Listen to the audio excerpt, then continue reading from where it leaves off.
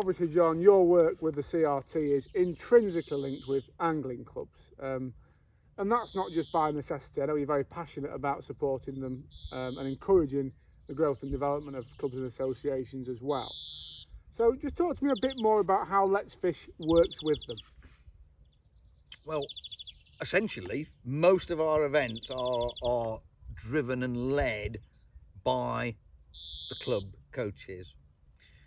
And the idea is, just like in football or cricket, in rugby, yeah, young person comes along, they try it, they like it, so they join their local club. And it's the local club, several of whom now have formed academies, that actually do a lot of the hard work behind the scenes. You know, they're doing the classroom sessions on a Monday or a Wednesday or a Friday evening or whatever.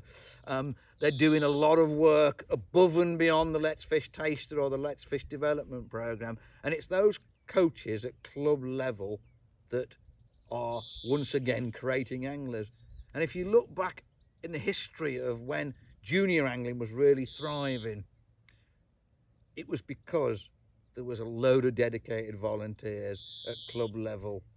And in the 70s and the 80s, you actually look at the attendance in the NFA Junior Nationals, it was anything from 600 to 900, you know. And there were teams of 12 in those days. But just to recap on that and the progress you've made in, you know, pushing things forward recently, how many are you expected on the Junior Canal Champs this year? We don't call it the Junior Canal Champs anymore. That's interesting. We call it the National Celebration of Young People and Fishing. Well, that's a mouthful. What is it? Junior Canal Champs? It's much simpler, John. It is much simpler, but there are those people that are put off by the idea of calling it a match and that it's competitive.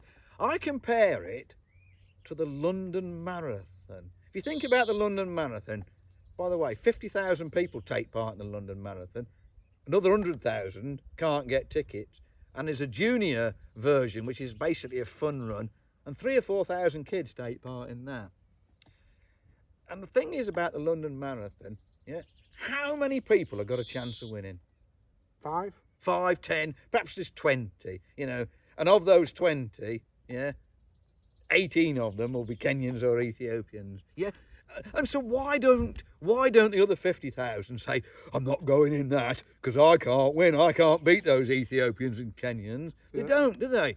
Anglers say that, yeah? And so, of course, what we're trying to do is get kids to have that first taste of, I'm going to go in a competition, yeah? I'm probably not going to win, and you're probably not. We're 200 kids.